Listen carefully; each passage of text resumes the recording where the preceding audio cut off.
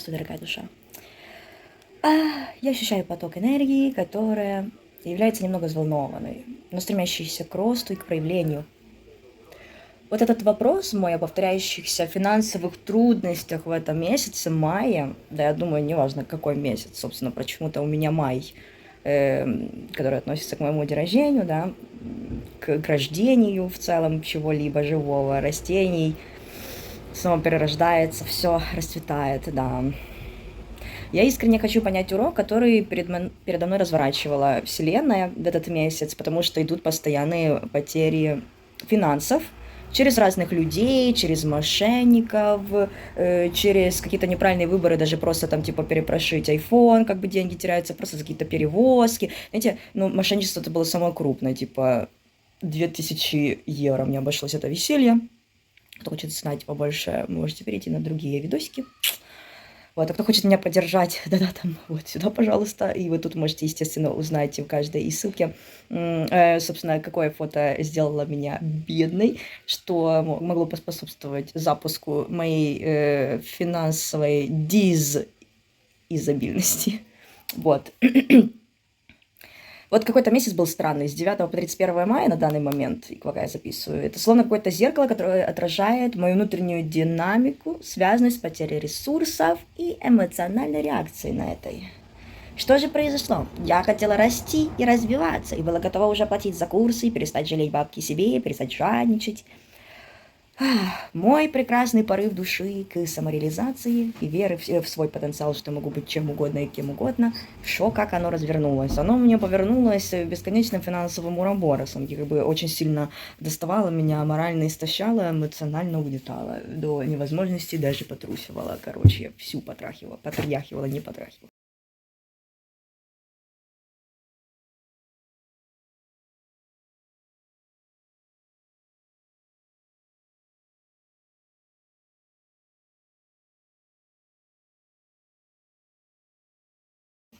Ой, собственно, это как будто какая-то необработанная связь между моей ценностью и материальным миром. И вот мне сказала ChatGPT: веришь ли ты по-настоящему, что достойно изобилия, вкладывая в себя? И я понимаю, что часть меня, моей души говорит: нет. Нет ли у тебя подсознательного страха потерять ресурсы, как только ты начинаешь их тратить на свои желания и развитие? Да. Я боялась тратить, я думала, что деньги, ну, как бы, нужно деньги идти зарабатывать, а работать я не любила. Для меня это было просто, типа, равно работа и заработок денег. Что, а работать я не люблю, как бы я и сказала. И поэтому я очень боялась, очень часто копила деньги, а тут вот как бы путешествие хотела сделать, показать, как можно жить на экономии. 2000 гривен хотела сэкономить, потом 2000 евро. И продолжается тоже какая-то еще движня, там типа 110 евро нужно скидывать. А мое проживание в односпальной комнате, простите, мой Тюмень что-то падает духом. Собственно, также вопрос: какие эмоции поднимаются тебе, когда ты сталкиваешься с финансовыми трудностями? Злость, страх, обида. Эти эмоции могут быть ключом к пониманию урока. У меня было чувство вины, потому что мама типа якобы подтвердила то, что у меня какая-то растерянность, потеряшенность и слишком на курьосе живу, на кураже, вот. И потом что-то потеряла. Якобы она говорит, что это такая, типа, как модель, прописанная уже во мне, часть меня, что я периодически что-то теряла. Но это не правда. Типа, знаете, как будто это прописали в меня, вот именно что. Потому что они это говорили, а я прописала себе где-то в голове. Кто это делал до меня, мне неизвестно. Но у меня это харя. В общем. И я сказала, что больше только не будет. Все. Также был вопрос: не проигрываешь ли ты какой-то старый сценарий, связанный с потерей или недостатком ресурсов? Вот, и еще какой бы вопрос я хотела задать, это по поводу того, что боишься ли ты успеха своего? Вот у меня тоже такой был вопрос, а может я боюсь, что у меня все получится, а потом это будет требовать много энергии, то, например, запускать свою YouTube, свои проекты, там какой-то бизнес якобы начинать, или в недвижку вкинуться, хотя бы на комнатную квартиру купить, пожалуйста, в Украине, потому что сейчас Испания это вообще непосильный труд это делать. В общем, сейчас понимаю, что короче, какой-то скруджинг у меня был, есть. Я хочу это убрать. И хочу понять, что не так? Что не так с этим скруджингом, а? Я записываю и тебе, и себе, что скруджинг – это плохо. Не в том плане, что плохо на самом деле, но ты будешь терять людей, ты будешь терять доверие, ты не будешь уверен в безопасности, себя не будешь чувствовать, если ты будешь постоянно там, складировать как-то бабки, жалеть их, жадничать. Они должны проходить вот эти процессы. Процессы перехода сумки в руки, инвестиции, какие-то активы. Не нужно их удерживать. Их нужно уметь, конечно же, привлекать, завлекать, менять, обменивать и давать вот эту воронку. А не чтобы вот этот поток получился уроборос, что у тебя бабки сняли, снова бабки забрали, кто-то в долг взял, кто-то тебя обокрал, и это такое, вот же у меня было. Вот. Нужна подлинная связь и поддержка, основанная не на удержании ресурсов, а на любви, доверии и взаимном росте. Тебе даже нужно деньгам доверять, даже Бог. Видите, Бог, говорят, богатым быть, довериться Богу. То есть в любой процесс входи, служи, создавай, и это будет приходить к тебе в любом случае. То есть просто доверься. Потому что нужно наконец-то получить эту безусловную веру в свою ценность, независимо от количества денег. И поверь, и они пойдут к тебе, потому что ты как личность безгранична, и количество денег в мире безгранично. Тебе нужно только это поверить и создать это в себе. Я говорю также и тебе, Дарья. Да-да-да. Вот, умение отпускать страхи и ожидания, связанные с ресурсами. Нужно доверяться процессу. Потому что я не доверял. Мне постоянно было жалко. Очень жалко. И вот, блядь, получилось. Жалко. А так вообще лучше ничего не имеет, правильно? Если жалко, если страх. Значит, не дадут. Проверяют тебя, смотрят, на каком ты уровне, готов ли ты идти дальше. Или ты будешь привязываться. Вот это сказала, мне никаких материальных ценностей не хочу. Типа, не хотела привязки к деньгам. И не забрали меня. Посмотрели, ну как, пройдет, не пройдет. Поняла, что нужны бабки. Неправильно выразилась. И получила. И страхи тоже были. И прописание программы, там, типа, вот эта линия бедности в семье, это же тоже важно. Да. Вот, собственно, какой мотивационный спич тут?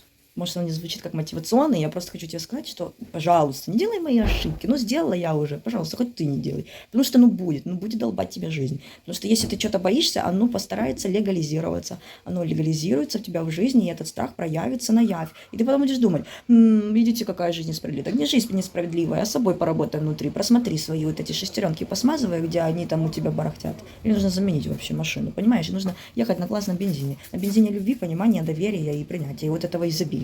Тогда все будет хорошо. Я говорю тебе, Дарья, и говорю тебе, душа, которая за экранчиком ти-ти-ти. Что, собственно, нужно вложиться в себя. И это не трата, а важная часть твоего роста и процветания. Потому что ты будешь делать? Ну, что ты будешь делать? Куда ты будешь складывать эти деньги? Ты же хочешь уже похороны себе делать, как твои бабушки, дедушки или что? Скажи мне, пожалуйста, нужно продолжать танцевать, учиться, стремиться к проявленности. Вот, не бояться ничего делать. Вот, смотрите, я сейчас учусь, кстати, на 3 делать видосики. То есть вот просто как я сижу, так и записываю. Вот даже сейчас моя прекрасная рука влезла в кадр. Потому что у меня было столько видеоматериалов, и я долбала себе мозги, что вот тут у меня по аудио некрасиво, тут должно совпадать со звуком, то. Я понимаю, что уровень все равно довольно такой себе, но потому что мне почему-то страшно еще и фотошопить, и знаете, типа как бы делать вот это, париться, что-то такое, типа как будто я боялась, что не оценят мои старания. Свои оцени сначала старания, а твои люди всегда подтянутся, потому что мир – это большое отражение всего того, что у тебя на уме, в душе и в духе, что в твоем сердечке коробится, что у нем творится, что оно любит, что оно хочет. Ну, вот туда и нужно идти.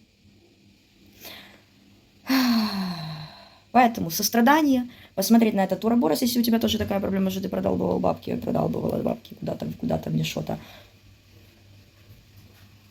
Нужно понять, что пытаются сказать. И, может, до сих пор я не особо понимаю, но как будто нужно довериться. Нужно довериться процессу, нужно продолжать делать то, что я хочу, не откладывать жизнь и не саботировать себя.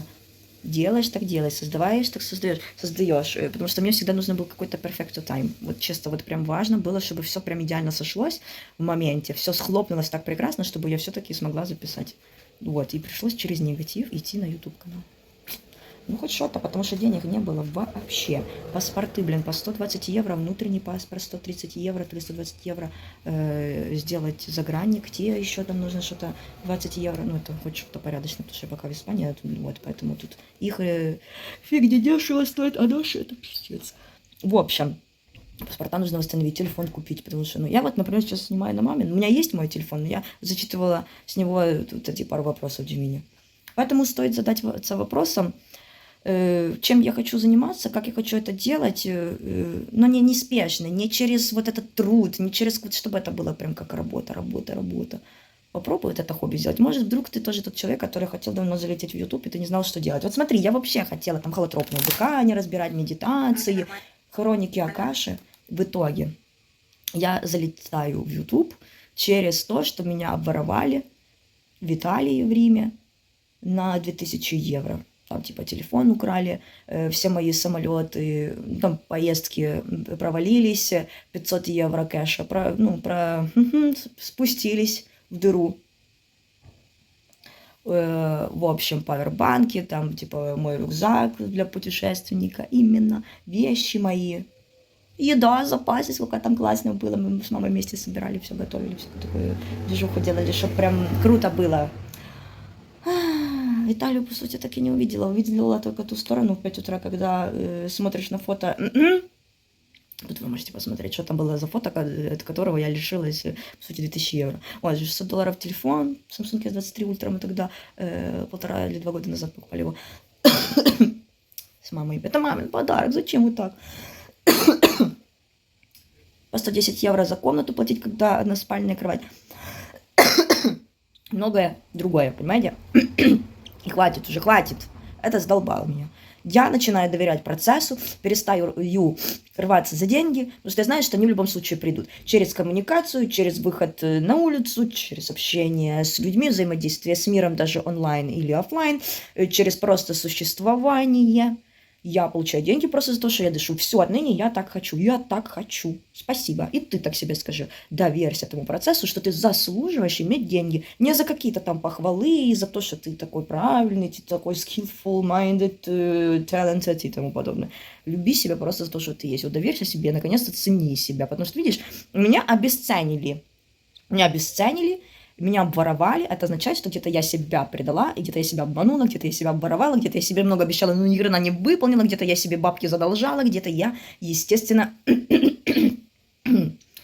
хотела начинать доверять миру, и почему-то вот это доверие было через полное отождествление себя с homeless person, просто, бомжиком. Понимаете? У меня был телефон, на котором было 15%, зарядку, которую корёбаную мне дали, там зато 2 метра, кажется, то ли даже 3 метра длина была ее. И то мне это дали на информационном центре уже после того, как мы записали репорт полиции итальянской. И к тому же, что еще? И я прикреплю одеялко мое зеленое, которое меня тоже спасло, когда мне нужно было спать в аэропортах. И да, прикол в том, что я спала в аэропортах, но на аэропортах я летать не могла, потому что правильно, все паспорта погорели. Поэтому спасибо тебе большое, и если ты можешь меня поддержать, ты поддержишь меня, и так как мы все едины, мы все законнектены, я верю, что и тебе деньги придут обратно. Помоги мне, пожалуйста, в тот момент, чтобы наконец-то создавать тот материал, который я хочу. А не вот это вот записывать про бабки и тому подобное. Но я надеюсь, что это тебе пригодилось, и я надеюсь, что у меня это уже отложилось, что я заслуживаю изобилия, я заслуживаю счастья, я заслуживаю успеха, я заслуживаю, чтобы вообще абсолютно все у меня получалось, и оно оплачивалось, и чтобы эти ресурсы всегда конвертировались в прекрасное, что-то в счастье, в служение, в любовь. Я хочу, чтобы деньги окружали меня. Вот хочу дышать деньгами, понимаете? Все. По-другому никак. И ты тоже так думай, держи это в голове. Think about it.